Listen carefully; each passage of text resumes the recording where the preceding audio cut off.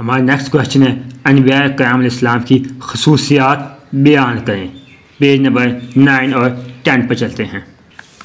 अनबिया क़याम इस्लाम की खसूसियात, जहाँ से हमारा टॉपिक शुरू होगा। बशरियत, अमानतदार, हवियत, तबलीग काम अलही, ठीक है, ठीक है, मसूमियत, वाजिब अतात, और जहाँ तक मुकम्मल हो जाएगा हम इसको रीड करते हैं।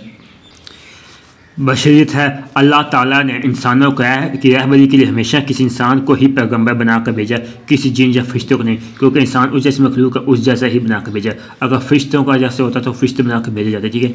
अल्लाह ताला का फरमान है सूरह यूसुफ 109 तर्जमा, और हमने आपसे पहले भी मर्दों को ही रसूल बनाकर भेजा जिनकी तरफ हम वही फरमाते थे। अनबिया अगरचे इंसान होते हैं मगर अल्लाह ताला ने उनको ऐसे औसाफ से नवाजा होता है जो दूसरों में नहीं होते।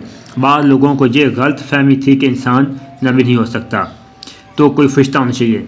उसके जवाब में अल्लाह ताला ने फरमाया, सूरत बनी इसराइल 95 आयत तर्जमा, सूरत बनी इसराइल आयत 95, आप खातमुन नबीन सल्लल्लाहु अलैहि वसल्लम फरमा दीजिए अगर ज़मीन में इंसानों के बजाय फरिश्ते होते जो इत्मीनान से चलते फिरते तो ज़रूर हम उन पर आसमानों से फरिश्ते रसूल बनाकर भेजते।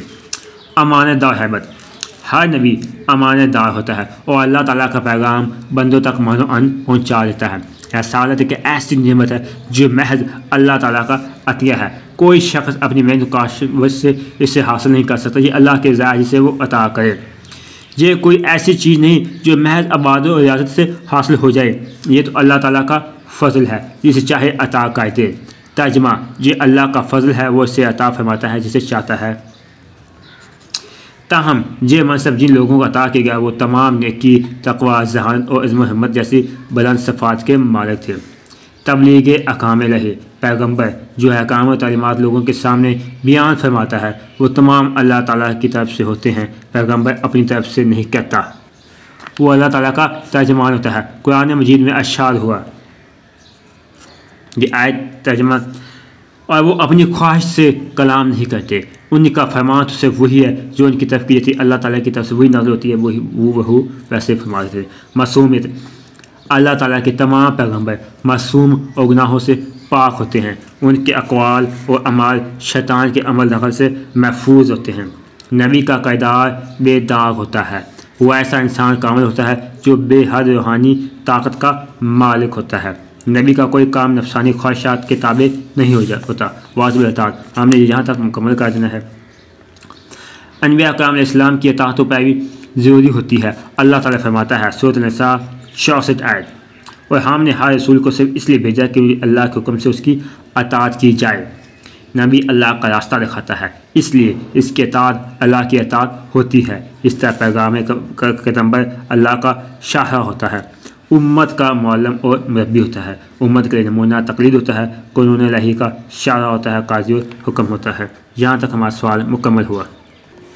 हमारा नेक्स्ट क्वेश्चन है, दर्ज झैल पर मुख्तसर नोट लिखें। मलाइका, आसमानी किताबें, ठीक है, तौहीद का मफ़हूम, इस पर हमने शॉर्ट मुख्तसर में नोट लिखना है, ठीक है।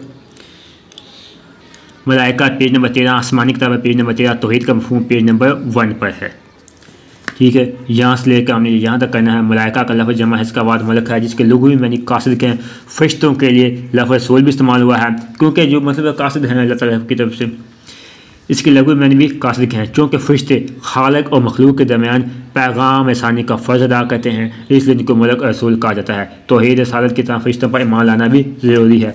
अल्लाह ताला फरमाता है सूरत अल-बक़रा आयत नंबर 177 आयत नंबर, और नेकी तो उसकी है जो ईमान लाया अल्लाह व आखिरत के दिन पर और फरिश्तों, किताबों, नबियों पर। फरिश्ते अल्लाह ताला के वो नूरी मखलूक हैं जो अल्लाह ताला के हुक्म के मुताबिक दुनिया का निज़ाम चला रहे हैं। अल्लाह ताला अपना हुक्म इनके दिल में अलका फरमाता है और उसके हुक्म को मखलूक में जारी और नाफिज कर देते हैं। उसके बाद आसमानी किताबें रसूलों पर नाज़िल होने वाली किताबें ज़बानी तालीमात का मजमूआ होती हैं, लिहाजा रसूलों पर ईमान लाने के लिए लाज़िम है कि उन पर नाज़िल होने वाली किताबों पर भी ईमान लाया जाए। ईमान वालों के बारे में अल्लाह ताला फरमाता है, ठीक है, ये तर्जमा है, ठीक है। और जो लोग इस पर ईमान लाए और जो लोग इस पर ईमान रखते हैं जो आपकी तरफ नाज़िल फरमाया गया, जिन्हें खातमुल नबीयीन सल्लल्लाहु अलैहि वसल्लम की तरफ नाज़िल फरमाया गया, उस पर भी जो आप खातमुल नबीयीन से पहले नाज़िल फरमाया गया। 4 किताबें हैं, तौरात जो हज़रत मूसा अलैहिस्सलाम पर नाज़िल हुई, ज़बूर जो हज़रत दाऊद अलैहिस्सलाम पर नाज़िल हुई, अंजील जो हज़रत ईसा अलैहिस्सलाम पर नाज़िल हुई, कुरान मजीद जो हज़रत मोहम्मद रसूलुल्लाह खातमुल नबीयीन सल्लल्लाहु अलैहि वसल्लम पर नाज़िल हुआ। अब आ गया तौहीद का मफ़हूम। इस्लामी अक़ायद में सबसे पहला अक़ीदा तौहीद का है। तौहीद के लगभग मैंने एक माना जगता जाना। दीन के इस्लाम इससे मुराद है कि सबसे बढ़कर अल्लाह सारी कायनात के खालिक मालिक हस्ती के बाद यकता होने पर ईमान लाना और सिर्फ इसी को इबादत के लायक समझना। हज़रत आदम अलैहिस्सलाम से लेकर हज़रत मोहम्मद रसूलुल्लाह खातमुल नबीयीन सल्लल्लाहु अलैहि वसल्लम पर जितने भी पैगम्बर तशरीफ़ लाए, सब ने लोगों को तौहीद की तबलीग की। उन्होंने बताया कि कायनात की तमाम अशिया अल्लाह ही की मखलूक हैं और सभी इसी के आजिज़ बंदे हैं, इसलिए सिर्फ अल्लाह ही की इबादत करनी चाहिए और उसके अहकाम को मानना चाहिए। जहाँ तक मुकम्मल हुआ सवाल।